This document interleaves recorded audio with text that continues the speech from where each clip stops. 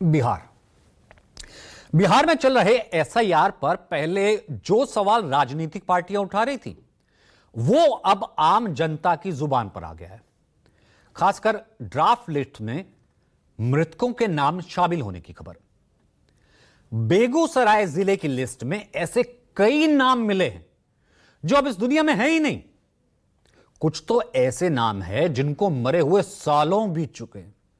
बावजूद इसके विशेष गहन पुनरीक्षण एसआईआर के बाद भी उन लोगों का नाम वोटर लिस्ट में शामिल कर लिया गया। बेगूसराय जिले में एक विधानसभा क्षेत्र है साहेबपुर। अब साहेबपुर विधानसभा जो क्षेत्र है उस क्षेत्र में किस तरीके से वोटर लिस्ट में क्या आया। इस विधानसभा क्षेत्र में एक गांव आता है। गांव का नाम है सदानंदपुर। भूमियार बहुल गांव है। इस गांव में जो सालों पहले मर चुके हैं उनका नाम भी मतदाता सूची में है। सोचिए जरा, इस गांव में एक ही मतदान केंद्र पर एक नहीं, दो नहीं, बल्कि 10 से ज्यादा मृत हो चुके मरे हुए लोगों के नाम ड्राफ्ट वोटर लिस्ट में शामिल है।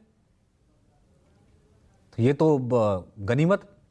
बेगूसराय के सदानंदपुर गांव के मतदान केंद्र संख्या 107 से हमने इन्वेस्टिगेशन की। उच्च विद्यालय सदानंदपुर दक्षिणी भाग में दर्ज वोटर लिस्ट का हाल आपको बताते हैं। इस लिस्ट में 177 क्रमांक पर शांति देवी, ठीक है, पति बेंगो सिंह का नाम दर्ज है। अब इनका उम्र 84 साल बताई जाती है।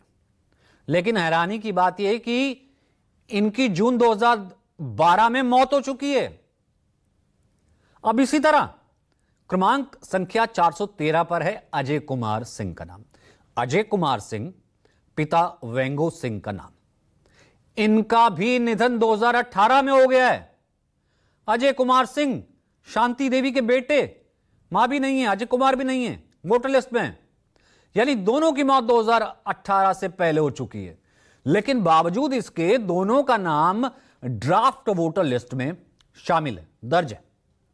बहुत बढ़िया। अब इसमें गलती किसकी है फिर? अब परिजनों की गलती, जिनका घर का कोई चला गया, मर गया, लेकिन वो वोटर लिस्ट में है, या प्रक्रिया से जुड़े उन अधिकारियों और कर्मचारियों की है जिसके जिम्मे बिहार के वोटर लिस्ट को चुनाव से पहले पूरी तरह से शुद्ध करना था। शांति देवी के दूसरे बेटे और अजय कुमार सिंह के भाई सुधीर सिंह की माने तो उनके घर इसकी तहकीकात के लिए, पूछने के लिए आया ही कोई नहीं कि उनकी मां या भाई जिंदा हैं या मर चुके हैं। सुनिए। हमारे मां की मौत हुई थी 2012 में और अभी तक नया सूची में उनका नाम आया है। और हमारे भाई साहब का नाम मौत हुई थी 2018 में और अभी भी उनका नाम मौजूद है। क्या नाम था माँ का और भाई का? शांति देवी, और भाई का नाम था अजय सिंह। कैसे पता चला कि सूची में अभी भी नाम? हम लोग कल देखे हैं जो सूची में नाम उनका मौजूद है, नया सूची में नाम। बीएलओ आए थे यहाँ? नहीं, बीएलओ नहीं आए थे। अब भाई है नहीं, पिता है नहीं, अब भाई है नहीं, मां है नहीं, दोनों का नाम वोटर लिस्ट में। ये तो महज दो नाम है। इस लिस्ट में मृत वोटरों की फेहरिस्त काफी लंबी है। आपको कुछ और नाम बताते हैं। बेगूसराय के साहेबपुर कमाल विधानसभा क्षेत्र के सदानंदपुर के मतदान केंद्र 107 का हमने निरीक्षण किया। उच्च विद्यालय सदानंदपुर दक्षिणी भाग की लिस्ट में ही क्रमांक 325 पर बेगट तांती, जो कि पिता फिरंगी तांती का नाम दर्ज है। उम्र है 86 साल, लिखी हुई है बाकायदा। अब इनका निधन 2017 में हो गया था। अब इसी तरह हम आगे बढ़े। क्रमांक 326 पर जगतारण देवी, पति बेगट तांती, उम्र 84 साल अंकित है। जब इनकी भी मौत हो चुकी है 2020 में ही। यानी बेगट तांती और उनकी पत्नी जगतारण देवी दोनों की मौत 5 साल पहले हो चुकी है। अब इस बीच कई चुनाव हो गए, लेकिन आज तक इनका नाम वोटर लिस्ट से, इसका मतलब तो यही है कि कटा नहीं, कैरी फॉरवर्ड होता रहा। अब आगे आपको दिखाते हैं। इस मतदान केंद्र पर 418 नंबर पर चक्रधर प्रसाद सिंह एक नाम है। पिता वालदेव प्रसाद सिंह, उम्र 80 साल। लेकिन साहब इनका भी देहांत हो चुका है, मृत नहीं। इनके ठीक बगल में 419 नंबर पर कृष्णा देवी पति चक्रधर प्रसाद सिंह, उम्र 76 साल का नाम दर्ज है, जो कि 2014 में ही इस दुनिया को अलविदा कह चुकी हैं वोटर लिस्ट में। इस लिस्ट में 523 नंबर पर प्रेम कुमार सिंह, पिता रामलखन प्रसाद सिंह, उम्र 74 साल दर्ज है। इनका भी निधन हो चुका है जुलाई 2023 में। यह महज चंद नाम है जो हम आपके लिए लेकर आए हैं। हमारे स्थानीय संवाददाता जीवेश तरुण जब सदानंदपुर गांव पहुंचे और लोगों से बात की तो और भी चौंकाने वाले तथ्य सामने आए। स्थानीय लोगों की माने तो 2 दर्जन से ज्यादा ऐसे लोगों का नाम 1 अगस्त को जारी प्रारूप मतदाता सूची में शामिल है, जिनकी काफी पहले से मौत हो चुकी है। अभी हम उस ग्रामीण क्षेत्र में हैं जहां बताया जा रहा है कि तकरीबन 15 से ऊपर 20 लोगों का जो मृत हैं उनका नाम अभी भी सूची में डाल दिया गया है। हमारे माताजी 14 में मरी, वो अभी तक कोई अथी नहीं है खोज पुछाड़। पिताजी 18 में मरे हैं, कोई खोज पुछाड़ नहीं है, और कोई आदमी यहाँ पूछने भी नहीं आया। बीएलओ हो या कोई हो, कोई पूछने नहीं आया। क्या नाम था पिताजी और माताजी? माताजी का नाम था कृष्णा देवी और पिताजी का नाम था चक्रधर प्रसाद सिंह। क्या अभी भी लिस्ट में उनका नाम है क्या? हाँ, नाम तो है, कल देखे हैं नाम है। एगो माँ एगो भाई मर गया, हो गया करीब 4-5 बरस। उसका कंप्लेन किए काटने के लिए नाम कट गया? नहीं, अभी नहीं कटा। सही लिस्ट में? हाँ। आप लोग उनके रिलेटिव है केंद्रीय मंत्री के। केंद्रीय मंत्री हाल ही में एक और भी व्यक्ति की मृत्यु हुई आपके परिवार में, तो गिरिराज सिंह मिले भी, मुलाकात भी की है। हर समय वो आते हैं, मिलने आते हैं, अपने अपने ही परिवार के हैं तो हर समय वो आते हैं। इस तरह की लापरवाही का जिम्मेदार कौन है, किसको मानते हैं? अब जो इसका कार्य करता होगा वही ना जिम्मेवार है उसका, जो किसी चीज पे ध्यान नहीं देता है कि क्या सही से होना चाहिए, नहीं होना चाहिए। और हम लोग तो अकेले औरत है, कहीं आते जाते नहीं है, तो ये तो विभाग का ही गड़बड़ी है। जो स्थानीय बीएलओ है वो उन्होंने आपसे संपर्क किया है? नहीं, वो हमसे कोई संपर्क नहीं किया है। किनकी मृत्यु हुई है आपके परिवार में जिनका नाम अभी तक अपडेट नहीं हो पाया है? वो तो हमारे हस्बैंड का हुआ है, मेरे बेटा का हुआ है, उसका भी तो अभी आया है, लेके गया है, उसका भी तो नहीं हुआ है। जो मृत व्यक्ति थे आपके परिवार में उनका क्या क्या नाम था? मृत व्यक्ति चक्रधर सिंह, पिनाकधर सिंह, कृष्णा देवी, अभिनंदन कुमार, ये सारे लोग सूची में थे, सूचीबद्ध, जिसको मैंने कहा इसको हटा देने के लिए। मेरा जो 107 नंबर है यहाँ का बूथ, उसमें 25 से 30 ऐसे नाम है जो कि जीवित नहीं है, उनका नाम पुनः दे दिया गया है, और जो है उनका नाम काट दिया गया है।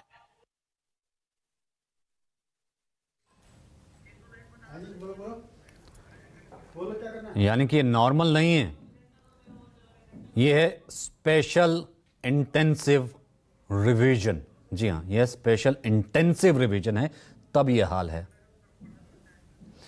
तो ये पूरा मामला जिस सदानंदपुर गांव का है, उस गांव में केंद्रीय मंत्री और स्थानीय सांसद गिरिराज सिंह की रिश्तेदारी है। गांव में उनका आना जाना लगातार बना रहता है। ऐसे में इस गांव की ड्राफ्ट वोटर लिस्ट में इस तरह की बड़ी गड़बड़ियां बहुत से सवाल उठा रही हैं। एक और बात यह कि पूरा मामला जिस 107 मतदाता केंद्र का है, उसका बीएलओ सनत कुमार है।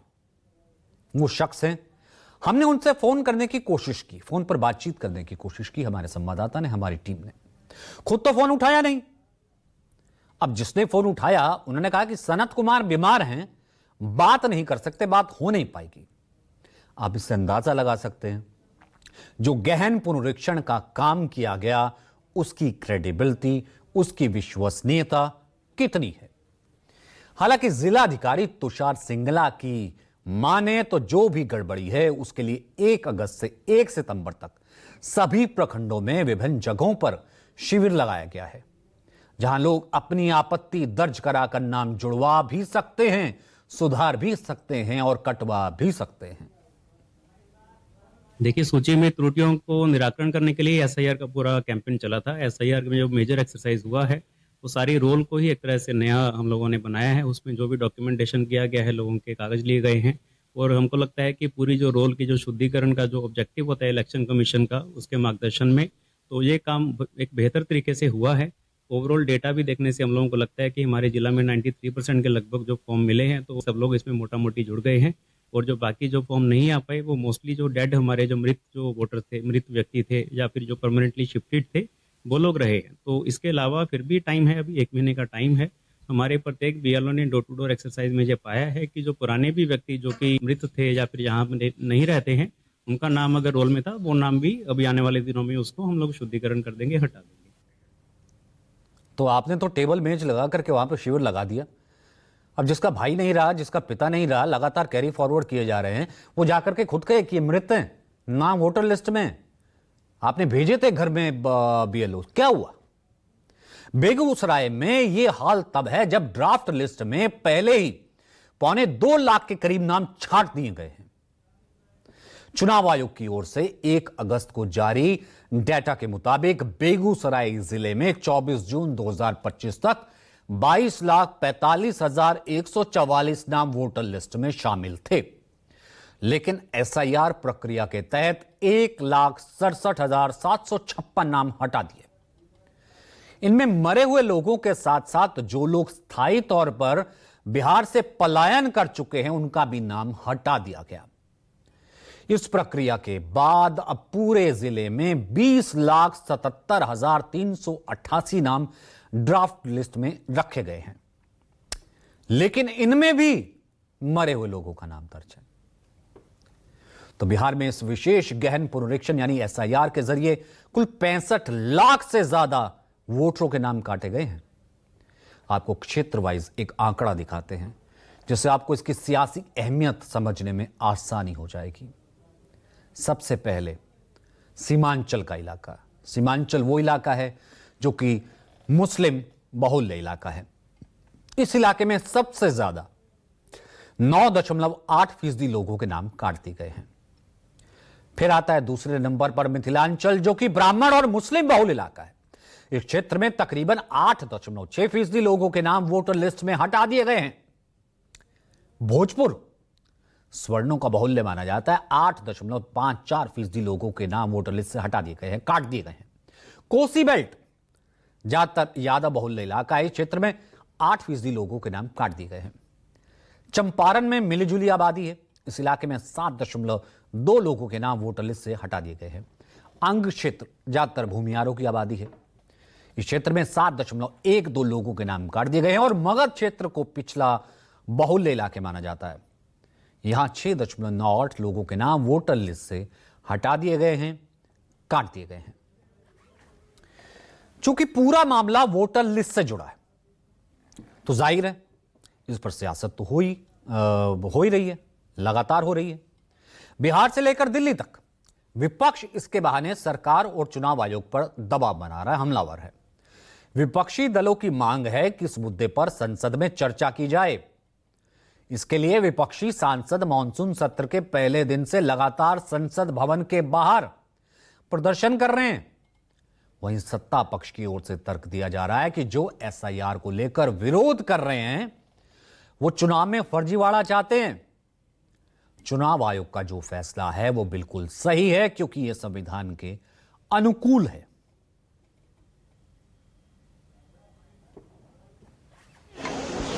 बहुत बड़ा मुद्दा है। अगर वोटर लिस्ट में कोई ये सारा हो रहा है तो क्यों ना उठाए हम, और सरकार को चर्चा कर देनी चाहिए। चर्चा करें और आगे बढ़े, क्यों नहीं।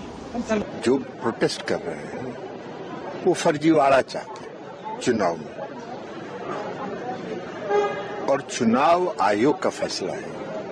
और चुनाव आयोग का जो फैसला है वो एकदम सही है फैसला, इसलिए कि संविधान के अनुकूल है।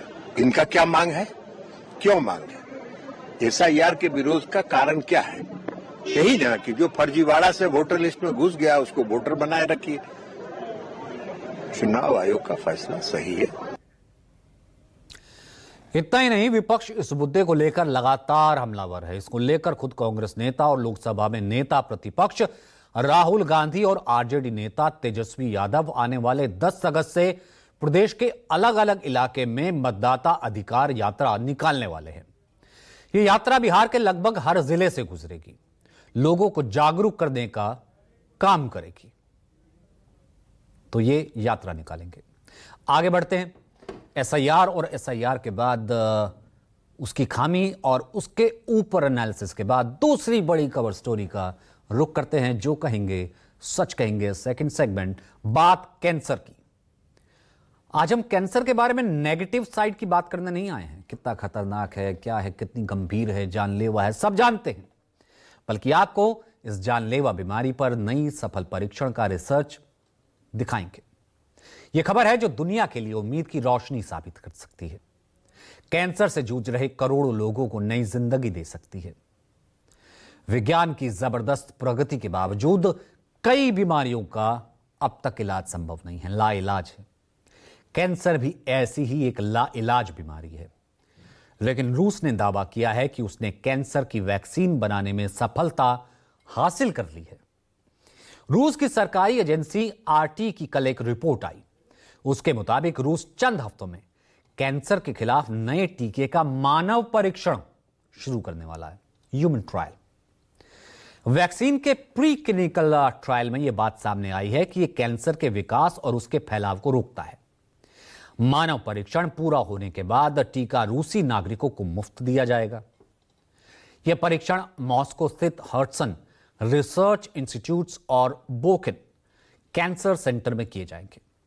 ये दोनों सेंटर रिसर्च को लीड कर रहे थे, जबकि गामालेया सेंटर वैक्सीन का उत्पादन करेगा। भारत में कैंसर के ट्रीटमेंट के लिए 30 सालों से रिसर्च जारी है। अमेरिका में भी रिसर्च चल रहा है 20 साल से ज्यादा, लेकिन अब तक सफलता किसी नहीं मिली है। रूस ये कह रहा है, इकलौता ऐसा मुल्क है कि वैक्सीन पर रिसर्च में वो सफल हो गया है। साल 2024 की शुरुआत में ही रूस के राष्ट्रपति व्लादिमीर पुतिन ने कहा था कि रूस कैंसर की वैक्सीन बनाने के बेहद करीब पहुंच गया। Мы вплотную подошли к созданию так называемых онковакцин, вакцин против рака и иммуномодулирующих препаратов нового поколения. И рассчитываю, что уже скоро они будут эффективно использоваться как методы индивидуальной терапии. यह वैक्सीन कैंसर की शुरुआती स्टेज में बहुत अधिक प्रभावी है।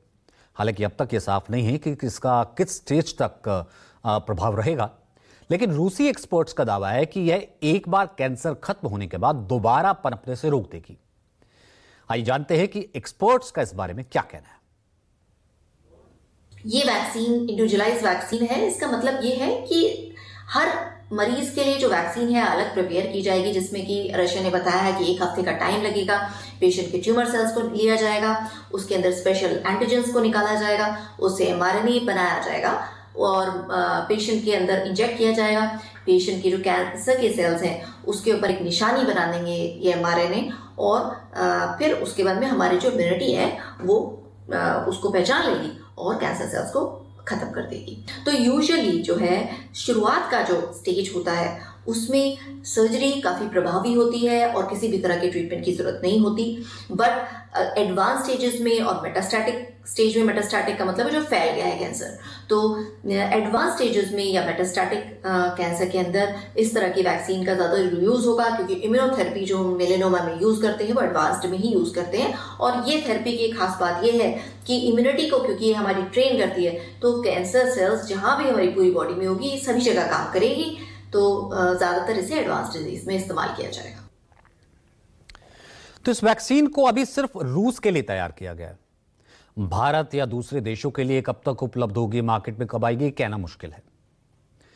किसी भी वैक्सीन को बाजार में आने से पहले बहुत से स्टेजेस से गुजरना पड़ता है। सबसे पहले वैज्ञानिक रिसर्च होता है, इसके बाद वैक्सीन का प्री क्लिनिकल ट्रायल होता है, क्लिनिक जाने से पहले। प्री क्लिनिकल ट्रायल का अर्थ है कि जब कोई दवा या वैक्सीन इंसानों से पहले लैब में चूहों पर या किसी और तरीके से टेस्ट की जाती है। अगर प्री क्लिनिकल ट्रायल सफल रहता है तो उसके बाद क्लिनिकल ट्रायल किया जाता है। क्लिनिकल ट्रायल का अर्थ है दवा या वैक्सीन का इंसानों पर परीक्षण करना, वो यहां तक पहुंच गई है। क्लिनिकल ट्रायल के बाद रेगुलेटरी रिव्यू होता है, सब कुछ ठीक रहता है तो प्रोडक्शन के लिए अप्रूवल मिल जाता है और खाका तैयार हो जाता है, क्वालिटी चेक होता है और उसके बाद ये बाजार में आ जाती है। ये वैक्सीन कैंसर होने पर इलाज के लिए इस्तेमाल की जाएगी। यह किसी व्यक्ति को कैंसर से बचाने के लिए नहीं है, ये इलाज के लिए है। यह वैक्सीन अब तक की प्री क्लिनिकल ट्रायल में ब्रेस्ट, लंग्स, कोलोन कैंसर के खिलाफ सफल रही है। हालांकि रिसर्चर्स का कहना है कि इसमें सभी तरह के कैंसर का इलाज करने की क्षमता है। ऐसे में रूस की इस खोज को सदी की सबसे बड़ी खोज माना जा रहा है। खासकर भारत जैसे कैंसर कैपिटल जिसे कहा जाता है, उसके लिए वरदान साबित हो सकता है। ये भारत सहित तो दुनिया में कैंसर के करोड़ों रोगी हैं। हर साल दुनिया में कैंसर से करोड़ों लोगों की मौत भी हो जाती है। विश्व स्वास्थ्य संगठन WHO के मुताबिक वैश्विक स्तर पर 2022 में अनुमानित करीब 2 करोड़ नए कैंसर के मामले सामने आए थे और करीब 97 लाख लोगों को इस बीमारी से अपनी जान गंवानी पड़ी थी। वहीं इसी साल सबसे आम कैंसर जो हुआ, सबसे ज्यादा जो रिपोर्ट किया गया, वो फेफड़ों का कैंसर था। अब पहले ही मैंने आपको बताया कि कैंसर कैपिटल इंडिया, तो भारत में भी कैंसर के मामले तेजी से बढ़ रहे हैं। साल दर साल मरीज लगातार बढ़ते जा रहे हैं और जो मौतों की संख्या है वो भी बहुत ज्यादा बढ़ रही है, क्योंकि वैक्सीन तो थी नहीं, ना ही है। अब दुनिया का कैंसर कैपिटल भारत बनता जा रहा है। एक आंकड़े देखते हैं कि क्यों इसको ये सपोर्ट करते हैं। भारत में 2022 में कैंसर के 14.13 लाख मामले सामने आए थे। लगभग 2.25 लाख महिलाएं और लगभग 7 लाख के करीब पुरुष थे। डिटेक्ट किया गया था कि इनमें कैंसर है। 2022 में 9.16 लाख मरीजों की कैंसर से मौत हो जाती है। लगभग 10 लाख मौतें होती हैं। 2023 में कैंसर के लगभग 15 लाख नए मामले सामने आए थे। 15 lakh with in an year. 2023 में 8.82 लाख लोगों की मौत कैंसर से हो जाती है। फिर 8.5 लाख लोग के करीब अपनी जान गंवा देते हैं कैंसर के कारण। सरकारी आंकड़ों के मुताबिक भारत में 2019 से 2023 के बीच 5 साल में कैंसर के 71 लाख से ज्यादा मामले सामने आए हैं। 71 लाख से ज्यादा अब तक मामले ये रिपोर्ट हुए हैं। इन 5 सालों में कैंसर से करीब 40 लाख लोगों की मौत हुई है। 2020 की तुलना में 2025 में कैंसर के मामलों में 12.8% की वृद्धि हुई है और ऐसा होने का और अनुमान है कि 15 लाख तक जा सकती है और 2040 तक 20 लाख कैंसर के नए मामले आ सकते हैं। यानी हर 1 लाख लोगों में से लगभग 100 लोग कैंसर से पीड़ित होंगे। तो ऐसे में कहीं ना कहीं जीवनदायिनी साबित होगी कैंसर की ये वैक्सीन। दुनिया भर में कैंसर के सबसे ज्यादा मरीज चीन में भी है। इस लिस्ट में दूसरे नंबर पर अमेरिका है और तीसरे नंबर पर भारत है। क्योंकि भारत में मामले तेजी से बढ़ रहे हैं इसलिए कैपिटल कह देते हैं। भले ही केसेस के मामले में भारत दुनिया में तीसरे नंबर पर है, लेकिन हर साल कैंसर से होने वाली मौतों की संख्या बढ़ती चली जा रही। भारत ये नंबर 1 पर है। ICMR की रिपोर्ट में कहा गया है, स्टडी में कहा गया है कि 65% मरीजों की मौत हो जाती है और 50% एवरेज मृत्यु दर है। तो ICMR, Indian council of medical research की यह study the Lancet regional south east Asia journal में पब्लिश हुई थी, स्थापित हुई थी। स्टडी में खुलासा हुआ था कि भारत में कैंसर डायग्नोज होने में लगभग 5 से 3 लोग अपनी जान गंवा देते हैं। जब तक डायग्नोज हो रहा है 5 से 3 लोग जो है अपनी जान गंवा देते हैं। अब आप समझ सकते हैं कि क्यों भारत को कैंसर कैपिटल कहा जा रहा है। इसके लिए जागरूकता भी बहुत ज़रूरी है, जागरूकता के साथ इलाज भी बहुत ज़रूरी है और उसके लिए ज़रूरी है वैक्सीन भी, जो कि अब आ रही है। आगे बढ़ते हैं और अब आगे बढ़ते हैं और बात करते हैं थर्ड सेगमेंट की, यानी कि तीसरी कवर स्टोरी की। दिल्ली में सुरक्षा व्यवस्था की। दिल्ली को कहते हैं ना, दिल्ली इज द कैपिटल। अभी हम कैंसर कैपिटल की बात कर रहे थे, कई बार दिल्ली के साथ लगा दिया जाता है। जन्मदिन पे हुआ था कि क्राइम कैपिटल। इसका एक हाई प्रोफाइल जीता जागता उदाहरण देखने को मिला आज चाणक्यपुरी में। कई देशों के एम्बेसीज है, दूतावास है, राज्य सरकारों के ऑफिसेज हैं, मंत्री रहते हैं। दावा किया जाता है यहां परिंदा भी पर नहीं मार सकता। सुबह सुबह एक महिला सांसद, वो भी सैर के लिए निकली, चैन छीन करके बदमाश भाग गए। सुबह 6 बजे तमिलनाडु भवन के पास आर सुधा डीएम के सांसद रजती के साथ पॉलिश दूतावास के पास गेट नंबर 3-4 के पास, देखिए दूतावास के पास वॉक कर रही थी। स्कूटी पर बदमाश आए, चैन खींचने के कारण सांसद की गर्दन में बहुत चोट लग गई। वो महिला थुराई से कांग्रेस की सांसद हैं, मॉनसून सत्र में भाग लेने के लिए दिल्ली आई हुई हैं। चैन छिन गई, सबसे सुरक्षित जगह, बाकी जगह क्या हाल होता होगा। सांसद और सुधा ने तुरंत केंद्रीय मंत्री अमित शाह को पत्र लिखा, शिकायत की। सुधा ने दिल्ली में महिलाओं की सुरक्षा पर सवाल उठाए और कहा कि यह बहुत चिंताजनक है। सुरक्षा व्यवस्था की समीक्षा की मांग की है। उन्होंने कहा कि दिल्ली के सबसे सुरक्षित हाल में, सबसे सुरक्षित इलाके में यह है, तो आगे क्या होगा। गृह मंत्रालय ने पुलिस आयुक्त से इस मामले पर रिपोर्ट मांगी है। चाणक्यपुरी थाना पुलिस ने केस दर्ज कर तलाश शुरू कर दी है। क्योंकि मामला हाई प्रोफाइल है, इस कारण से स्पेशल सेल का गठन कर दिया गया है। पूरी दिल्ली समेत सीसीटीवी कैमरे खंगाले जा रहे हैं, पता लगाया जा रहा है। I went for walking along with my Rajya Sabha MP from Tamil Nadu, women MP. We both are walking nearby this embassy area. Opposite side, one person came with wearing helmet with a scooty. He came opposite to us. We are walking very cautiously near to platform. When he proceeded towards us, then I tried to give space to him to move. When he came near to us, he suddenly snatched my chain and tore my clothes. He snatched everything. Before I realized my clothes were torn, then I rescued the clothes. He taken my chain and he left. तो दिल्ली में chain snatching आम घटनाएं हैं। 2019 से 2023 तक 5 साल में हर दिन 21 घटनाएं हुई हैं। हर दिन 21। हाई प्रोफाइल भी नहीं बच पाए। राजदूत, नामी नेता, कई हाई प्रोफाइल्स हैं जो कि इसकी जद में आ चुके हैं। बदमाश बेखौफ है कि दिल्ली है तो कोई बात नहीं, चैन कर लो, स्नैच, भाग जाओ। 23 सितंबर 2017 भारत में यूक्रेन के राजदूत इगोर पोलिखा लाल किले के पास हाई सिक्योरिटी वाले इलाके में थे। हाई सिक्योरिटी इलाके में राजदूत है, सेल्फी ले रहा है, तभी एक फोन झपट करके फरार हो गया। 12 अक्टूबर 2019 को पीएम मोदी की भतीजी दमयंती बहन मोदी का सिविल लाइन्स इलाके में बदमाश हैंडबैग छीन भाग गए थे।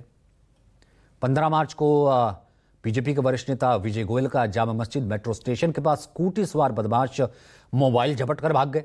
ये तो हाई प्रोफाइल बता रहे हैं हम, कहीं सिक्योरिटी भी रहती है इनके साथ। कार का शीशे नीचे था तो लेके भाग गए, तो मोबाइल उठा के चले गए। 20 अक्टूबर 2024 को चांदनी चौक घूमने आए भारत में फ्रांस के राजदूत। अब देखिए, एम्बेसडर चांदनी चौक घूमने आया, मोबाइल फोन चोरी हो गया, कोई उड़ा के ले गया। पत्नी के साथ आए हुए थे वहां पर, capital Delhi, heart of the Delhi. सोचिएगा, आप भी दिल्ली में रहते हैं, हम भी दिल्ली में रहते हैं, इस तरीके की घटनाएं क्या संदेश देती हैं। तो फिलहाल आज के एडिशन जो कहेंगे सच कहेंगे, आज के लिए इतना ही। मुझे इजाजत दीजिए, दोबारा आपसे मुलाकात होगी। नमस्कार, छोड़ जाते हैं